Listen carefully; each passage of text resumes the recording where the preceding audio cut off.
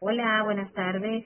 Hola, buenas tardes, mi querida Yolisa. Bienvenida a nuestra mini entrevista en el día de hoy. Te agradecemos de antemano la disponibilidad que has tenido para cada una de nosotras. Inmediatamente te voy a presentar el grupo. Tenemos a Ana Mary, Hola. parte del grupo. Tenemos a Luz Divina Báez, a Beatriz Abreu y quien te habla, Pérsida. De una vez vamos a empezar con la primera pregunta que tengo para ti. Y es, ¿qué te motivó a ti trabajar en el área de educación con los niños o estudiantes sordos? ¿Cuál fue tu mayor motivación? Bueno, mi mayor motivación ha sido y es mi hijo, porque tengo un hijo que es sordo, entonces, buscando una respuesta a su necesidad educativa, encontré que se me ofreció trabajar con los niños sordos de la comunidad. Entonces, ahí dije, bueno, pues si esto es lo que se necesita, vamos a hacerlo. Y entonces esto ha sido. Qué bien. Yo voy a continuar con la siguiente pregunta. ¿Qué formación considera fundamental para desempeñarse en un aula para sordos? Bueno, considero que es fundamental que la persona que va a trabajar con sordos domine la lengua de señas, porque ese es el vehículo que va a ayudar a la comunicación. Entonces, ese dominio no debe ser simplemente básico, porque claro está que se necesita un dominio,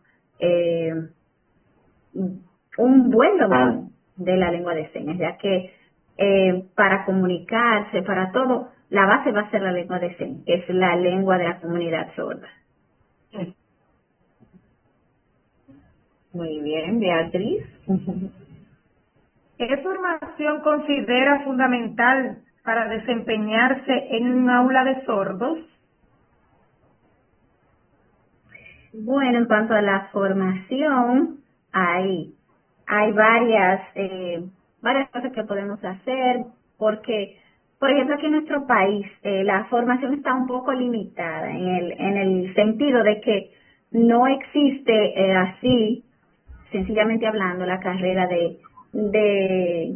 o una preparación de especialización en lengua de señas, pero sí se necesita una formación especializada en la lengua, en didáctica, tanto del español como de la lengua de señas, ya que la lengua de señas es un idioma completo que tiene una estructura diferente al español. Entonces, se necesita esa formación académica. Y aunque no está tan extendida en nuestro país, pero sí, como quizá en otros, pero sí aquí hay organismos que ofrecen una formación adecuada, como especialidades en didáctica de la lengua de señas, traducción e interpretación de la lengua de señas y así por el estilo. Entonces considero que la persona que va a trabajar con los estudiantes solo necesita esa capacitación, esa formación académica. Sí, porque nada más tengo entendido, porque no es lo mismo saber hablar con las personas sordas que interpretar, porque ya la interpretación es mucho más profunda y hay que dedicarle mucho más tiempo. Excelente. ¿Seguimos? ¿Qué características auditivas y lingüísticas predominan en sus estudiantes?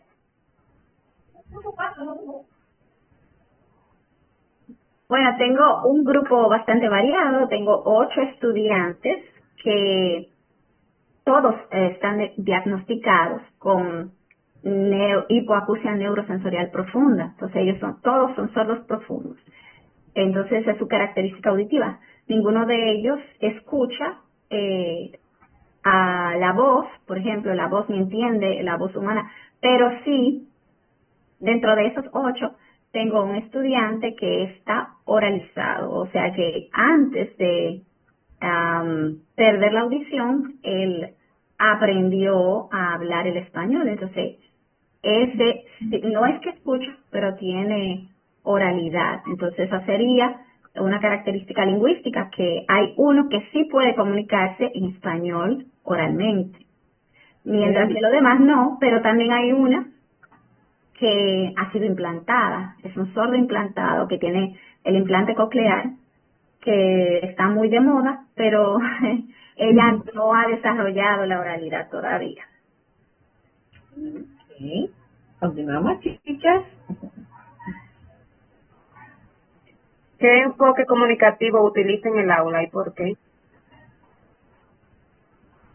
Utilizamos el enfoque comunicativo bimodal y bicultural, porque son dos lenguas que los estudiantes deben aprender. Ellos como individuos sordos, que esa es su identidad, tienen la lengua de señas como su lengua natural, pero la comunidad circundante tiene la lengua de español. Entonces, por eso tiene que haber una bimodalidad de enseñar tanto la lengua de señas como el español escrito, porque oralmente ellos no pueden adquirirlo. Y también bicultural, porque tienen que aceptar y aprender las dos culturas, porque los sordos son una minoría lingüística, pero tienen su cultura propia. Igual que nosotros los oyentes tenemos nuestra cultura, ellos también tienen sus características culturales, que entonces el sordo tiene que aprender a aceptar que eso es parte de su identidad. Sí. Continuamos, Luz. ¿Cómo integra la lengua de señas dominicana en el proceso de enseñanza? Bueno, la lengua de señas dominicana es una de las, es lo primero que hay que poner dentro de la enseñanza, porque recuerden que hablamos que ese es el vehículo o el medio de comunicación para interacción con ellos. Entonces aquí, aunque existen otras lenguas de señas, como el ASL, la lengua de señas americana, que es la base realmente de LESDOM, lengua de señas dominicana, pero hay que priorizar la lengua de señas dominicana porque eso es parte de nuestra identidad. Entonces, se le enseña al estudiante conceptos que van, vamos a decir, en ambas lenguas de señas, pero priorizando la lengua de señas dominicana, sí, porque todavía esta está en desarrollo. Entonces, cuando hay una palabra o un concepto que no está todavía claramente definido, como la lengua de señas americana es la base, entonces tomamos ese concepto, pero mayormente se utiliza siempre la lengua de señas dominicana como base y número uno para la enseñanza. Excelente, me gusta eso. Continuamos, chicas. ¿Qué estrategias pedagógicas les resultan más efectivas para favorecer el aprendizaje? Entiendo que los sordos son individuos eminentemente visuales, entonces utilizamos muchas imágenes, videos. Las estrategias van de acuerdo a lo visual, vicio gesto espacial, porque es que ellos necesitan observar para captar. Así como nosotros recibimos la información por los oídos, ellos la reciben por la vista. Entonces, se utilizan estrategias que graben los conceptos, como por ejemplo, ahí está la estrategia de sándwich, se utiliza, que es seña, palabra, seña, imagen, seña. Eso quiere decir que se graba el concepto a través de hacerle la seña, después mostrarle la imagen correspondiente y luego reforzar otra vez con la seña. Entonces, con esta estrategia lo que se busca es que ellos graben el concepto. Y así hay muchas otras estrategias diferentes, pero siempre se enfatiza lo visual, porque ellos necesitan aprender por la vista. Muy bien, entonces es decir que ese recurso, el recurso visual que más utilizan ahí en el aula. Muy bien, qué chulo, eso me gusta.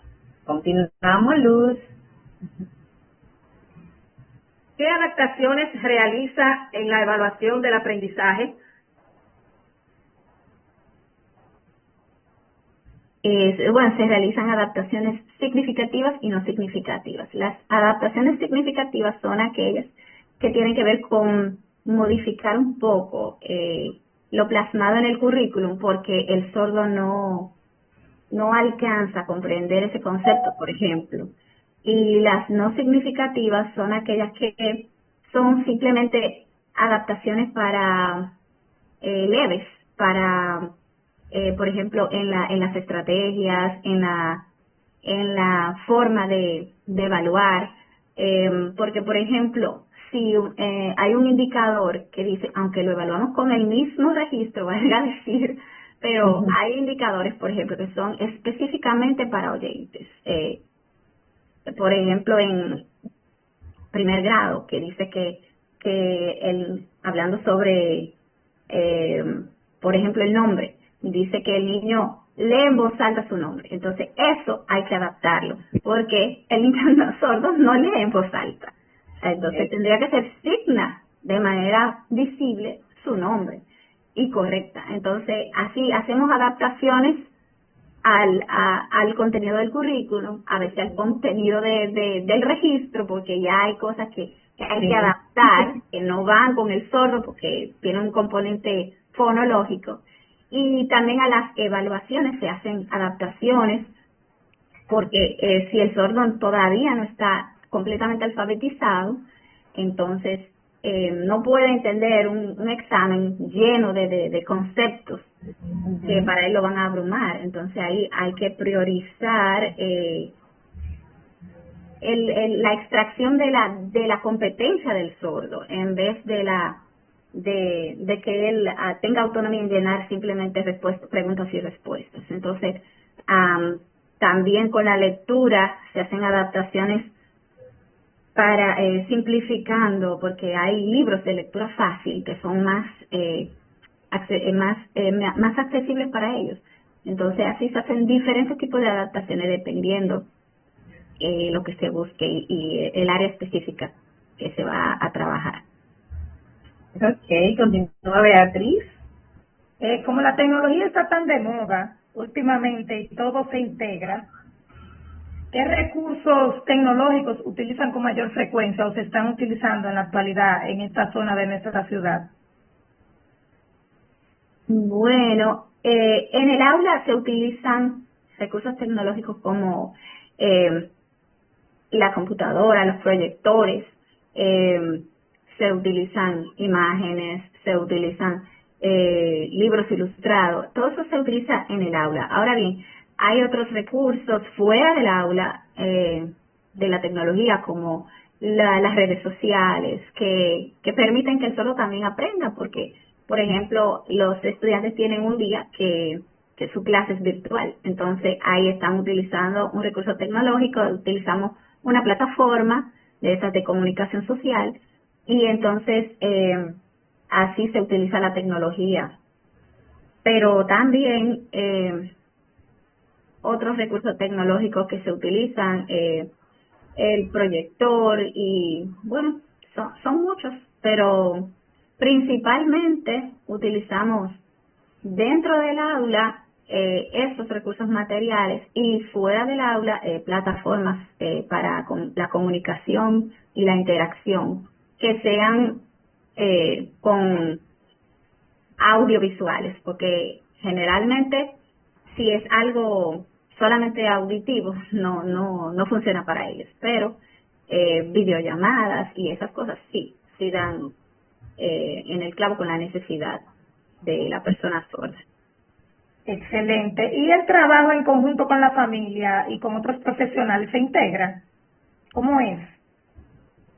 Sabe que siempre es difícil integrar las familias, pero sí se busca que la familia de los sordos también participen en la educación de ellos. Entonces se les invita constantemente a reuniones y mayormente apoyan, pero también sabemos que a veces hay circunstancias para que ellos vayan viendo el desarrollo de sus hijos. Hay un comité de padres que también está encargado de periódicamente tomar acciones en la escuela y con respecto al aula, representar a los estudiantes del aula específica, pero también se anima a los padres a que aprendan la lengua de sus hijos y por eso se les ofrecen también capacitaciones, ya sea virtuales o presenciales, de cursos de lengua de señas y así por el estilo, para que ellos también puedan lograr aprender la lengua de señas y comunicarse totalmente con los estudiantes que viven en sus hogares, porque a veces la comunicación es un poco parcial si solamente se basan en los gestos tradicionales, pero si aprenden la lengua de señas formal, entonces van a tener una comunicación más amplia. De nuestros padres hay varios que se han animado y han hecho cursos de lengua de señas que ya dominan por lo menos lo básico. Bien. Luz, seguimos con Luz. ¿Cuáles son las barreras principales que enfrenta para la inclusión educativa en sus estudiantes?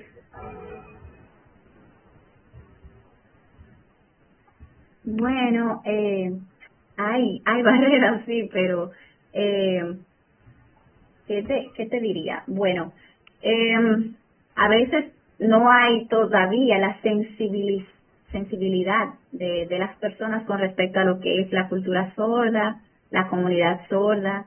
Entonces, ese es un aspecto que debemos trabajar porque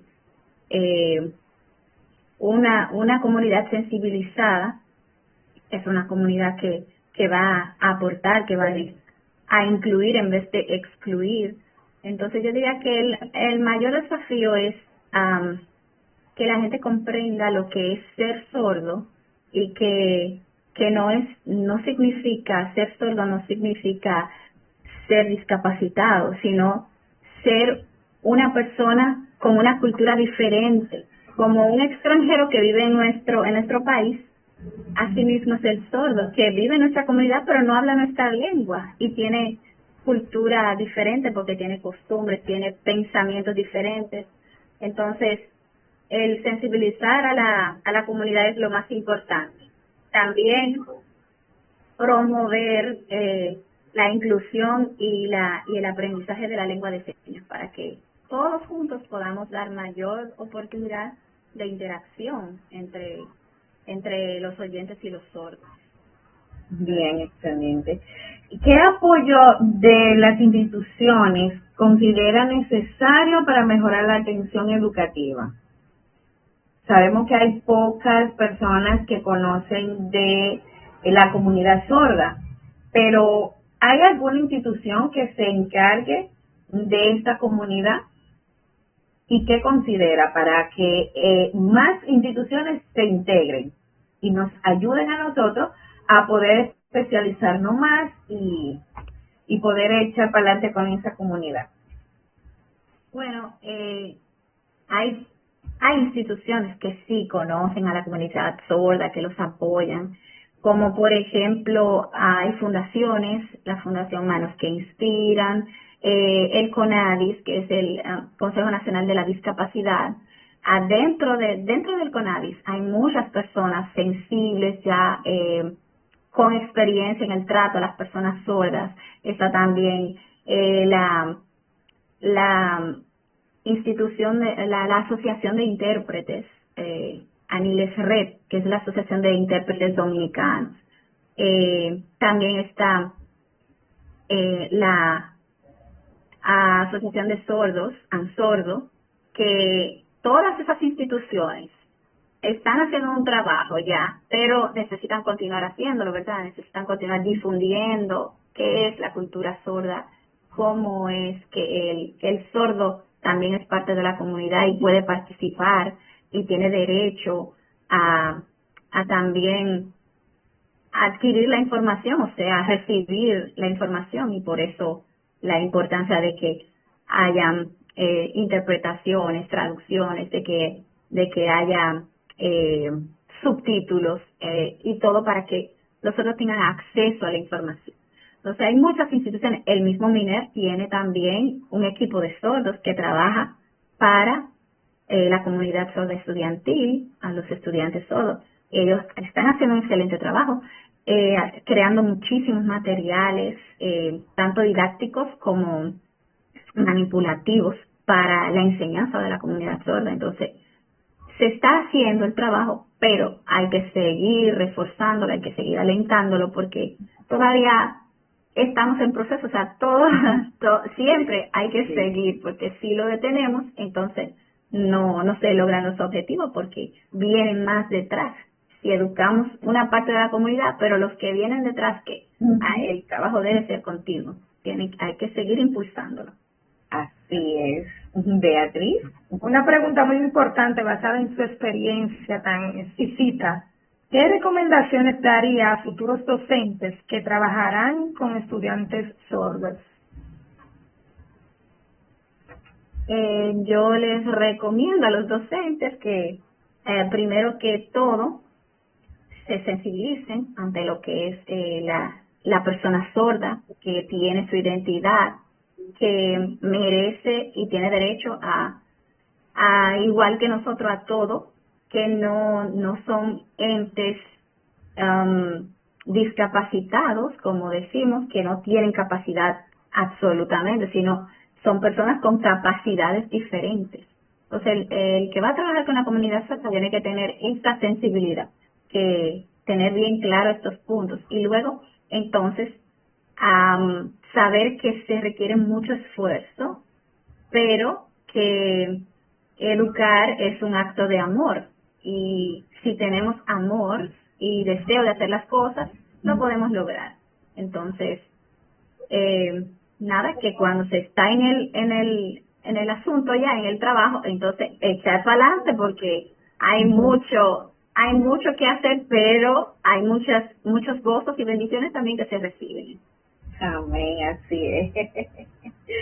Bien, pues muchísimas gracias por este gran momento que nos ha permitido tener con usted. Es bueno. Chicas, ¿algún comentario que quieran hacer? ¿Está bien? Un gran aplauso, Chino.